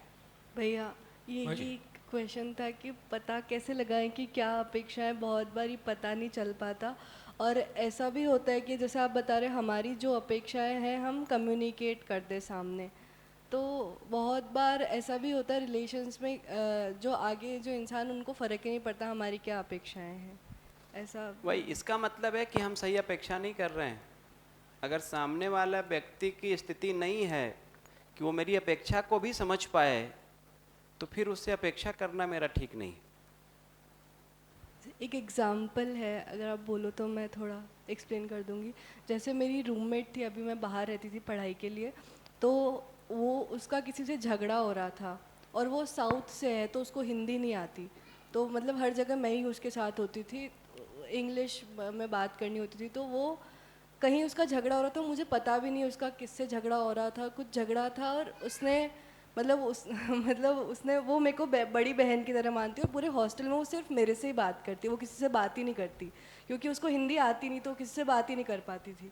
तो सिर्फ मुझसे ही थोड़ा खुली थी और किसी के सामने वो ओपन भी नहीं हो पाती थी।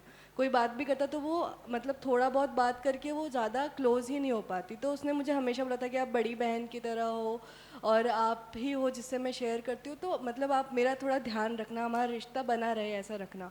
तो जब उसका झगड़ा हो रहा, मुझे पता ही नहीं कि उसका झगड़ा हो रहा है, तो उसके बाद उसकी ये कंप्लेन थी कि आपने कभी मेरी हेल्प नहीं की, आप मेरे साथ कभी खड़े नहीं रहे। तो काफ़ी बुरा लगता है क्योंकि किसी के लिए हम इतना करते हैं और फिर वो अचानक से ऐसे बोल देता है कि आपने तो कभी मुझे सपोर्ट नहीं किया, कभी मेरे बुरे टाइम में आप मेरे साथ खड़े नहीं रहे, मेरा इतना झगड़ा हुआ। तो मतलब कैसे पता लगाऊं मैं कि झगड़ा हो रहा है कहीं उसका।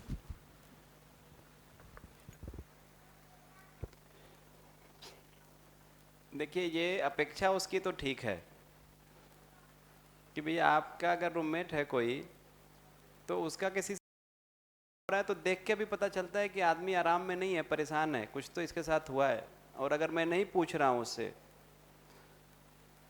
तो फिर ये अपेक्षा तो उसकी ठीक है कि भाई कम से कम पूछ तो लेते कि क्या दिक्कत है, क्यों परेशान हो, क्यों तुम्हारा चेहरा उतरा हुआ है, या क्यों टेंस है मामला।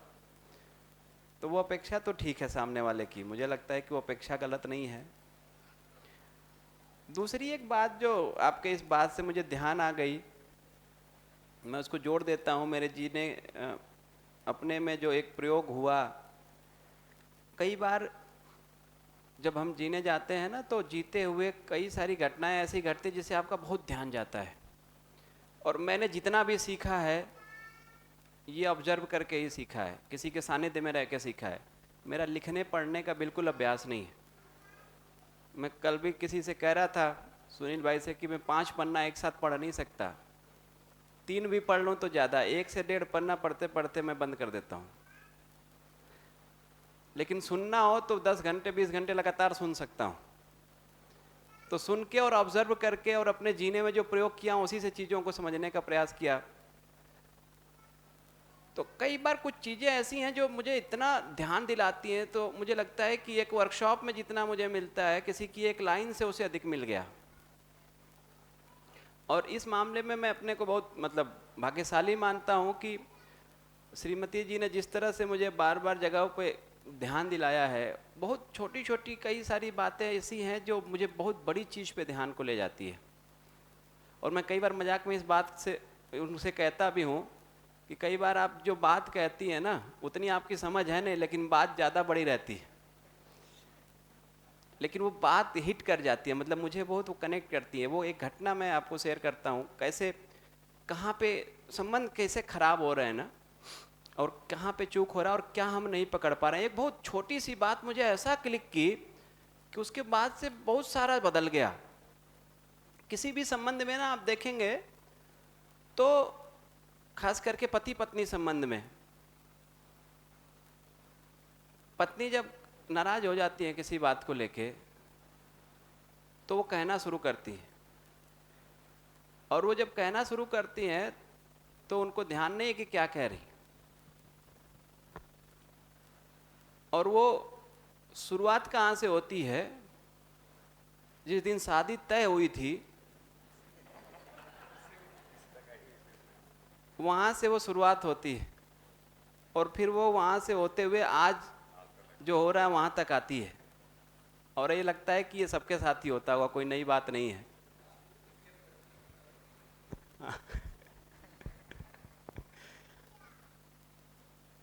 तो कई बार ऐसा होता था कि कई बार जब मन किसी का खराब हो गया तो जब कुछ कहता है, तब कई बार जब मन इनका खराब हो जाता है, कुछ जब कहती हैं 2-3 महीने में एक बार वो मौका आता है, तो जब कहती हैं तो बहुत सारा इकट्ठा करके जो है वो देती हैं।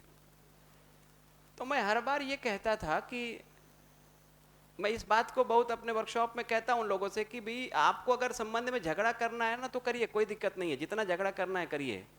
एक बात को तय करिए कि झगड़ा जो हम करेंगे, जो अभी मुद्दा है केवल उस पर बात होगी।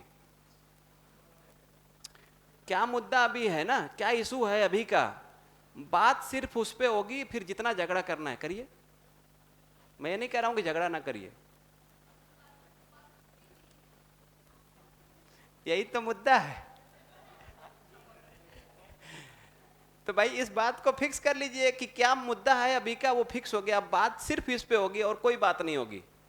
आप झगड़ा करिए, देखिए कितने देर तक चलता है, करके देखिए। लेकिन वो नहीं करते हम पुराना हिसाब किताब शुरू करते हैं, और फिर शुरू होता है तो वहीं से शुरू होता है। जब शादी तय हुई थी तो बात तो वहीं से शुरू होती है ना, वहां से फिर शुरू होती है और सारी कहानी फिर चलते जाती है। तो ये चलता था बार बार जो है। तो मैं कहता था कि आप क्यों मतलब पुरानी बातों को उठाती हैं, जो एक ही बात को जो है जब भी नाराज होगी तो वही बात शुरू की, ये हुआ वो हुआ, ऐसा किया वैसा किया ऐसा। अच्छा, कुछ ना कुछ तो ऊपर नीचे हर घर में होता ही रहता है ना, वो सारी कहानियां। तो मैं ये मेरी मतलब शिकायत कहें या जो भी कहें, मैं इस बात को इनसे कहता था कि भाई ये बार बार क्यों वही सब बातों को उठा के आप कहती हैं, उसे कुछ निकलता है नहीं तो उसको क्यों करना है। अच्छा, अच्छी बात यह है कि मैं जो ये कहती हैं उसको सुन लेता हूँ, मतलब मेरी स्वीकृति ये है कि जब ये कुछ कह रहे हैं तो उसको सुनना है और कुछ इफ एंड बट नहीं लगाना है। और मुझे पता है कि वो 10-15 मिनट, 1 घंटे, 2 घंटे, अधिक से अधिक 3 घंटे चलेगा। तो 3 महीने में 3 घंटा, 4 घंटा। इसके लिए एक अच्छा सा वर्ड मेरे ध्यान में आया, वो क्लिक हो गया, मैं आपको बोल देता हूँ कि भी पुराने अखबार को लेके कब तक बैठी रहोगी आप। तो मुझे लगता है कि 2-3 महीने में 2-3 घंटे की बात है, कोई बात नहीं, उतना तो स्वीकार है। और उतनी कृतज्ञता है कि वो 2-3 घंटे में, 2-3 दिन में, 2-3 महीने में 2-3 घंटे सुनना हो तो सुन लिया जाए, उसमें क्या दिक्कत है। तो खैर ये मुझे लगता था कि भाई क्यों पुरानी बात करते हैं। एक दिन मुझे ऐसा ध्यान गया और मुझे बहुत बहुत महत्वपूर्ण लगता है वो बात। हुआ ऐसा कि 2016 की बात है या 15 की, जब भी उसी समय की बात है, 16-17 की या 18 की बात होगी। तो फरवरी में मैं दिल्ली ही रहता था, तो फरवरी में 1-2 तारीख थी, मैं दिल्ली से निकला। कार्यक्रम ऐसा कुछ फिक्स हुआ कि मैं दिल्ली से जा रहा हूँ बनारस में एक इंटरनेशनल कॉन्फ्रेंस थी, तो उसमें कुछ समय बिताना था। उसके पहले एक छोटे भाई का कुछ केस था, उस स्कूल का उसका कुछ केस था, तो उसमें पहुँचना था, तो वो था। और फिर इंटरनेशनल एक कॉन्फ्रेंस थी, तो उस इंटरनेशनल कॉन्फ्रेंस में रहना था, वहाँ से फिर थोड़े दिन घर रहना था। वहाँ से रामजी भाई के साथ कुछ प्रोग्राम बना था, तो गोपालगंज डिस्ट्रिक्ट में एक शिविर था उसको करके, और सुपौल बिहार में एक डिस्ट्रिक्ट है सहरसा के पास, वहाँ एक वर्कशॉप करके वहाँ से लौट के घर पे होली का त्यौहार था उसको मना के और फिर हम चले जाएंगे दिल्ली। ऐसा तय हुआ और एक ड्यूरेशन फिक्स हो जाती है कि भाई इतने दिन में लौट के आ जाएंगे। वो सब फिक्स हुआ और हो गया। हुआ ये कि मैं निकल गया, ये सारा कार्यक्रम बीतते हुए सुपौल से जब लौट रहा था, मार्च के लास्ट का समय था वो, जब लौट रहा था मैं ट्रेन में ही था तो पिताजी का फ़ोन आया कि कहाँ हो, तो मैंने कहा कि मैं लौट रहा हूँ सुपौल से। तो क्या प्रोग्राम है? तो मैं कहा कि मैं घर आ रहा हूँ और 1-2 दिन के बाद फिर निकल जाऊँगा दिल्ली। तो उन्होंने कहा कि ऐसा है कि वो छोटी सिस्टर की शादी फिक्स हो गई है। तो फिक्स तो हो गई थी, डेट फिक्स हो गई है, शादी तो फिक्स हो गई थी, उसकी सूचना थी। तो उन लोगों ने कहा था कि बाद में करेंगे, लेकिन अभी वो कह रहे हैं कि मई में करेंगे। मार्च में ये बात उन्होंने मेरे से कही कि अभी वो कह रहे हैं कि मई में ही कर लेते हैं, बड़े बेटे का कर रहे हैं, उसके साथ छोटे बेटे का भी कर लेते हैं। तो मई में करना है और मार्च बीत गया है, अप्रैल बचा है, केवल अप्रैल और मई। तो आ जाओ घर तो बात करते हैं। हमने कहा कि ठीक है मैं आता हूँ। मैं घर चला गया। घर गया तो बातचीत हुई, तो उसमें ये तय हुआ कि मुझे शॉपिंग कराना है उसकी, छोटे वाली जो सिस्टर है।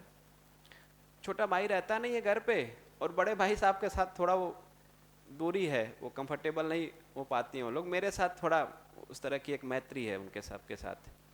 तो सिस्टर को लगता है कि भैया के साथ करेंगे शॉपिंग।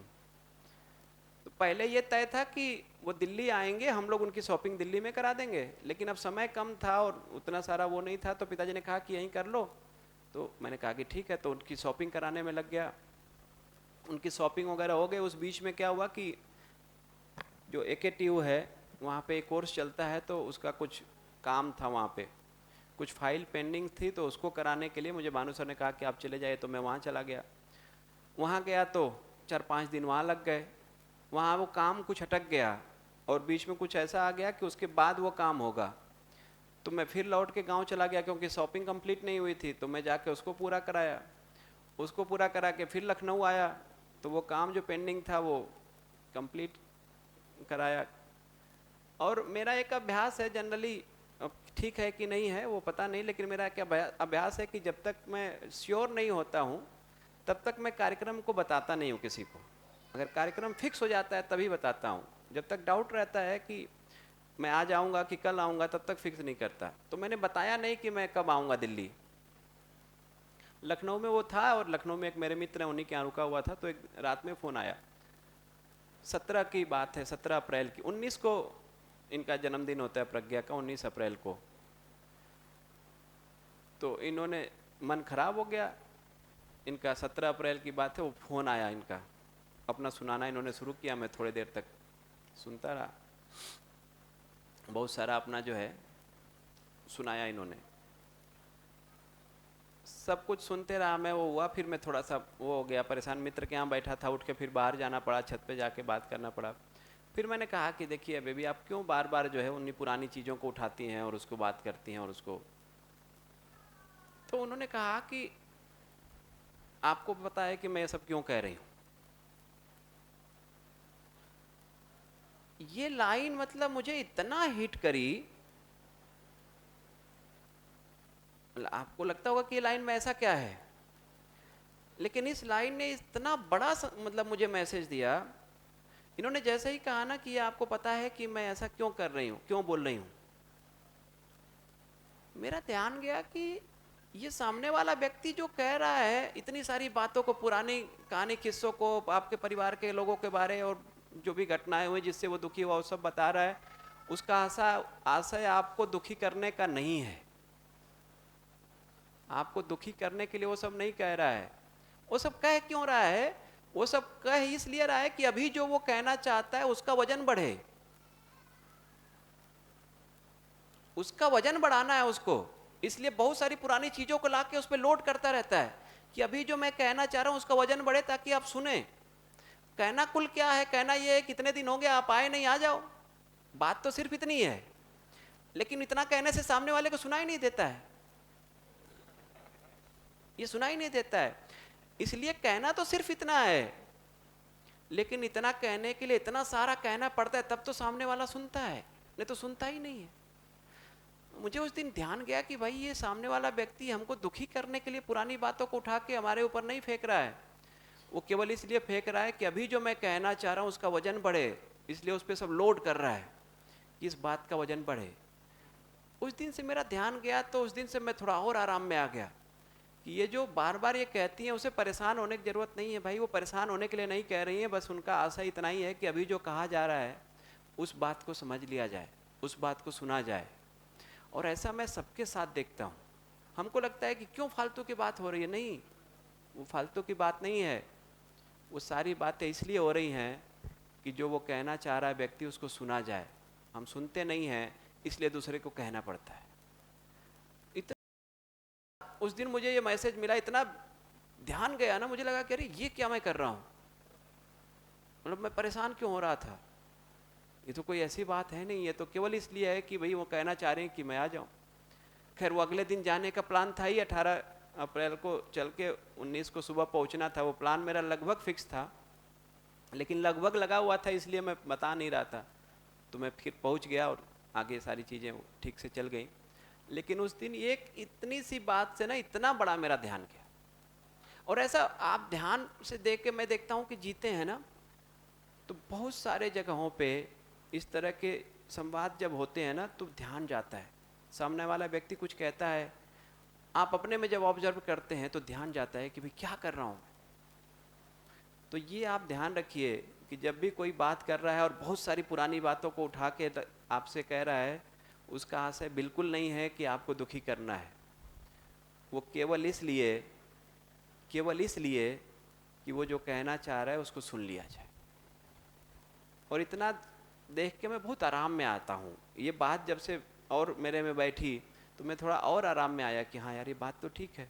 फिर वो जो शिकायत थी कि पुरानी बहुत सारी बातें जो है वो अब कम हो गई थोड़ी। तो ऐसे ध्यान जा सकता है, और ऐसे हम संबंध पूर्वक जिएंगे ना तो सामने वाला किस तरह से मेरा ध्यान दिला सकता है वो हम ध्यान दे सकते हैं। कई बार हम जितना ध्यान दे रहे हैं उससे ज़्यादा वो मुझे ध्यान दिला पाता है, और फिर हम एक दूसरे के लिए बहुत सहयोगी हो जाते हैं, बहुत पूरक हो जाते हैं। तो इसकी जांच परख करिए। इन भावों के साथ जीते हुए बहुत छोटे छोटे इशूज़ हैं जिनको हम समय पे रहते हल नहीं करते, तो वही छोटा इशू जो है बहुत बड़ा बन जाता है। कभी भी ये बात निश्चित मानिए कि आपके घर में कोई जब बड़ी घटना होती है तो कभी लड़ाई नहीं होती है। कोई बड़ी बात हो जाती है तो घर का हर आदमी उसमें सहयोग करने में लगता है। झगड़ा जब भी हुआ है तो छोटी बात पे ही हुआ है, कोई बड़ी बात पे झगड़ा नहीं होता है। बड़ी बात हो जाती है तब तो सब लोग सहयोग करते हैं। हमेशा झगड़ा छोटी बात पे होती है। समझ के साथ, इन भावों के साथ अगर उस छोटी चीज़ को हमने हल नहीं किया तो वही छोटी चीज़ कब बड़ी बनती है हमको पता नहीं चलता है। इसलिए संबंध पूर्वक जीने में इन भावों को समझना और इन भावों के साथ जी पाना, मुझे लगता है कि ये ज़्यादा महत्वपूर्ण बात है। जितना जितना इन भावों को हम समझ पाएंगे उतना उतना हमारा जीना संबंध पूर्वक हो पाएगा, नहीं तो हम संबंध पूर्वक नहीं जी पाएंगे। तो ये इंटेंशन पे जो डाउट है ना, ये समस्या का मूल कारण है। किसी भी समस्या का जो मूल कारण है वो इंटेंशन पे डाउट। और जाने अनजाने में इंटेंशन पे डाउट हम करते रहते। बहुत सारे संबंध ऐसे हैं ना जिनके बारे हम ये सोचे कि इनके इंटेंशन पे हम डाउट करेंगे तो लगेगा कि नहीं, अरे ऐसा कैसे हो सकता है। माँ के इंटेंशन पे मैं डाउट करूंगा, ये कैसे हो सकता है। पिता के इंटेंशन पे डाउट करूंगा, ये कैसे हो सकता है। लेकिन करते तो हैं। कैसे, एक हमारे सीनियर थे इंजीनियरिंग कॉलेज में, बाद में वहीं पे टीचर बन गए। एक दिन वो वर्कशॉप किए तो एक दिन वो कह रहे थे अपनी बात को कि जब भी मैं ये सोचता हूँ कि मैं पिताजी के इंटेंशन पे डाउट करूंगा तो मुझे लगता है कि नहीं यार, पिताजी के इंटेंशन पे कैसे डाउट कर सकता हूँ। इतना तो उन्होंने मेरे लिए किया है, कैसे डाउट हो सकता है मुझे। लेकिन जब मैं लौट के ये सोचता हूँ कि सबसे अधिक दुखी मुझे किसने किया है, तो ये लगता है कि पिताजी ने किया है। पिताजी उनके पुलिस डिपार्टमेंट में, तो बहुत गुस्सा, डांटना, चीखना, चिल्लाना जो भी चलता होगा, तो उससे ये दुखी भी होते हैं, इरिटेट भी होते हैं, परेशान भी होते हैं। तो ये लगता है कि ये दोनों बातें एक साथ तो सही नहीं हो सकती। इंटेंशन पे डाउट नहीं होगा तो मैं दुखी नहीं होऊंगा, परेशान नहीं होऊंगा, गुस्सा नहीं करूंगा, इरिटेट नहीं होऊंगा, चिढ़ूंगा नहीं, चीखूंगा नहीं, चिल्लाऊंगा नहीं। तो इंटेंशन पे डाउट भी नहीं है और मैं इरिटेट भी हो रहा हूं उनके बात से, ये दोनों एक साथ कैसे हो सकता है? समस्या ये है कि जब हम इंटेंशन पे डाउट कर रहे होते हैं, जिस क्षण हम डाउट करते हैं, कई सारे संबंध ऐसे हैं कि उसके पहले और उसके बाद में ये मानना कि मैंने इंटेंशन पे डाउट किया, ये विश्वास नहीं होता है। लेकिन जिस क्षण हम इरिटेट हो रहे हैं, परेशान हो रहे हैं, दुखी हो रहे हैं, चीख रहे हैं, चिल्ला रहे हैं, उस समय क्या हो रहा है? अगर ये हम चारों कर रहे हैं, इन चारों में से 3 कर रहे हैं नीचे वाले, इसका मतलब है कि इंटेंशन पे डाउट हुआ है। अगर हमको इंटेंशन पे डाउट ना हो, हमको ये लगे कि सामने वाले की समझ कम है इसलिए सामने वाला गलती कर रहा है, तो फिर हम गुस्सा नहीं हो सकते, हम खींच नहीं सकते, हम चिढ़ नहीं सकते, हम विरोध नहीं कर सकते, हम इग्नोर नहीं कर सकते। हम हर बार ही क्या करेंगे? उसकी योग्यता को बढ़ाने में उसका सहयोग करेंगे। अगर उसके अलावा कुछ हो रहा है, हम इरिटेट हो रहे हैं, हम खींच रहे हैं, हम चिढ़ रहे हैं, हम चिल्ला रहे हैं, तो इसका मतलब है कि हमको इंटेंशन पे डाउट तो हुआ है, चाहना पे शंका हुआ है। इसको थोड़ा जांचिए। ये कल होमवर्क भी दिया था आपको कि कितने ऐसे लोग हैं अपने परिवार, दोस्त, मित्र, सब में, रिश्तेदारों में, कि जिनके चाहना पे आपको निरंतर विश्वास बना हुआ है बिना किसी शर्त के। ऐसे कितने लोग हैं? क्या नंबर आता है? गिनती शुरू हुई कि नहीं हुई? ये हमारे संबंधों की एक्चुअल स्थिति है। इसकी जांच परख करिए। लंच के लिए ब्रेक कर लेते हैं। लंच से जब लौट के आएंगे तो एक मूवी देखेंगे हम लोग, राइट हियर राइट नाउ, और उस पर डिस्कशन करेंगे, और उसके बाद के सत्र में आगे के भावों पे बात करेंगे।